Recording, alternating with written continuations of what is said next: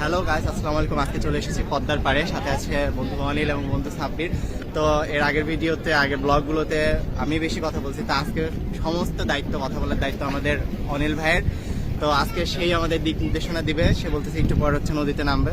তো নদীতে কত দূর যাওয়া যায় তো দেখা যাক, তো সাথে থাকেন। তো আমাদের গাইড প্লাস বড় ভাই প্লাস হচ্ছে বস সবই অনিল ভাই, সে আজকে পুরো দায়িত্ব নেবে। তো আমি আমাকে আজকে যে বড় দায়িত্ব দিছে, এই দায়িত্ব অ্যাকচুয়ালি আমাকে দেওয়া উচিত না, যেহেতু সবাই যাক কথা না বাড়িয়ে পানিতে নামি। আগে পানিতে নামলে হবে না, অস্থির অবস্থা। আস্তে আস্তে দেখা যাক, নদীর মাঝখানে তো চলে যাওয়া যাবে।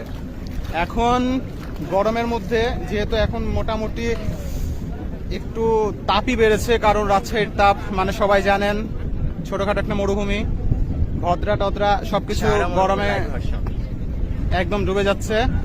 তো আমরা এবার একটু আসছি ঠান্ডাতে ডুবতে।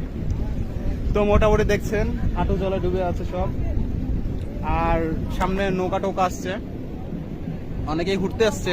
আপনারা চাইলেও চলে আসতে পারেন। সুন্দর ঝোপঝাড় আছে, ঝোপঝাড় নেকড়ে পাবেন, নেকড়েগুলো আপনারা ধরতে পারবেন। তো আপনার কেমন লাগছে স্যার? প্রচুর অনুভূতি বুঝাতে পারবো না, বাট একটাই দুঃখ রয়ে গেল যে নেকড়ে দেখতে পারলে এখনো বাঘ চোখে পড়ে নাই। এখন নেকড়ে বাঘ তো অনেক রকমের আছে, আপনি কি এরকম দেখতে যাচ্ছেন? চিতাবাঘ। ও বাহ, আপনি পদ্মার চড়ে চিতাবাঘ দেখতে চান? এখন তো তাহলে সমস্যা আছে স্যার। আপনি কি দেখতে চাচ্ছেন? আমি প্রাকৃতিক আবহাওয়া দেখতে যাচ্ছি, যেটা আমি চোখের সামনে দেখতেছি। এই তো দিগন্ত বিস্তৃত পানি পানি, সব নৌকায় করে ঘুরে আসছে। তবে আমরা নৌকায় উঠবো না, কারণ এখন নৌকায় উঠে মজা খুব একটা কম হবে, কারণ কয়েকদিন পরে পানি বাড়তে পারে, পানি বাড়বে। আর যদিও অনেকটা পানি বেড়েছে, নর্মালি কিছু হলেও পানি বেড়েছে, এখন খুব ভালো লাগছে। ঠান্ডা পানি, ঠান্ডা পানি, পানি অনেক ঠান্ডা, মজা লাগছে।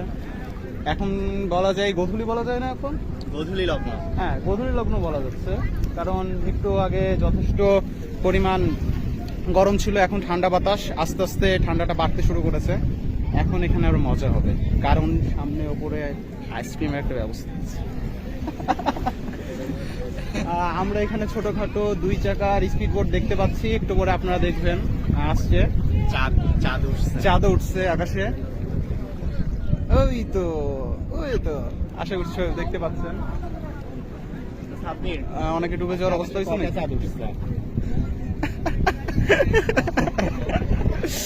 আকাশে কয়টা উঠছে আমি জানি না, কিন্তু এখানে মানুষের মনে মনে চাঁদ উঠছে, মনে মনে চাঁদ উঠছে, মনে মনে অনেক কিছু উঠছে। সবাই ঘুরতে আসছে, ছবি তুলছে।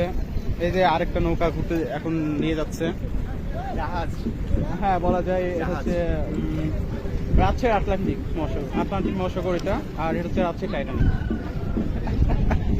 ওটা রাজশাহী টাইটানিক। ওদিকে সুন্দর সুন্দর গরু ছাগলও আছে। তো আমরা এখন কোন দিকে যাবা? আমরা যাবো এইদিকে, এইদিকে যাবো। এইদিকে যাবে ছেলে, আমি বুঝতে পারতেছি না আসলে এইদিকে কোথায় যাবে। ইন্ডিয়া যাবে না বাংলাদেশের মাঝখানে থাকবে? তো খুব ভালো একটা এনজয় হচ্ছে। পিছিয়ে অনেক সুন্দর সুন্দর পশু পাখি আইতে দিচ্ছে, চড়ুই পাখি যাচ্ছে। এই ভিডিও যদি ফ্যামিলি কেউ দেখে, নেকড়ে বা পশু পাখি কারা হিসাব নিবে। এমনকি এইটা কেউ নাই তো না থাকা। আমি বলবো যারা নদী ধারে আসতে পারছেন না বাবা মা, তারা একটু এই ভিডিওটা দেখবেন। আপনাদের সুযোগ্য সুপুত্র সুকন্যারা এখানে খুব সুন্দরভাবে লুডো খেলতে আসছে, ঘুরতে আসছে। তো এই তো নৌকাটা ছেড়ে যাচ্ছে, অনেকেই ঘুরতে যাচ্ছে। এখানে অনেক ফরেনও আছে, এখানে অনেক ফরেন আছে, তারা ফরেনার আসছে, বিয়ে করতে যাচ্ছেন, একটু ডিপলি নদীটা এনজয় করতে। তো অলরেডি অনেক সুন্দরভাবে ভিউ আসছে, মজা হচ্ছে। আপনারা সবাই যারা যারা রাজশাহীতে আসেন নাই বা আসতে চাচ্ছেন বা এখনো মনে করছেন যে রাজশাহী কতটা সুন্দর হবে, অবশ্যই চলে আসবেন। আমরা কিন্তু এটা হচ্ছে আজকে নদীর ধারে, নদীতে নেমে আমরা একটা আপনাদের ভিডিও দিলাম। ইনশাল্লাহ 2-1 দিনের মধ্যে আমরা আপনাদেরকে রাতের রাজশাহী দেখাবো। রাতের রাজশাহীতে অ্যাকচুয়ালি কতটা সুন্দর। আর রাজশাহী কলেজের কথা আপনারা সবাই জানেন, সবাইকে পরিষ্কার রাজশাহী নগরী সিন করাবো। সো আজকে আমাদের এই পর্যন্তই। সবাইকে অনেক কিছু দেখানোর চেষ্টা করেছি, অনেক কিছু বোঝানোর চেষ্টা করেছি। তো আপনারা সবাই অনেক কিছু দেখছেন, থাক আর কিছু দেখালাম না। তো আমি আর কিছু বলছি না, ফ্রেন্ডকে হস্তান্তর করলাম আমার দায়িত্ব। গাইজ ধন্যবাদ অনেক সুন্দরভাবে উপস্থাপন করার জন্য আমার ফ্রেন্ড অনিলকে। তো আজকে ভিডিও বেশি দূর আগাবো না, ইনশাল্লাহ অন্য কোনো সময় অন্য কোনো দৃশ্য নিয়ে হাজির হব। তো আপনারা সবাই Salauddin Shamim page like and follow দিয়ে পাশে থাকবেন। তো ধন্যবাদ, আসসালামু আলাইকুম।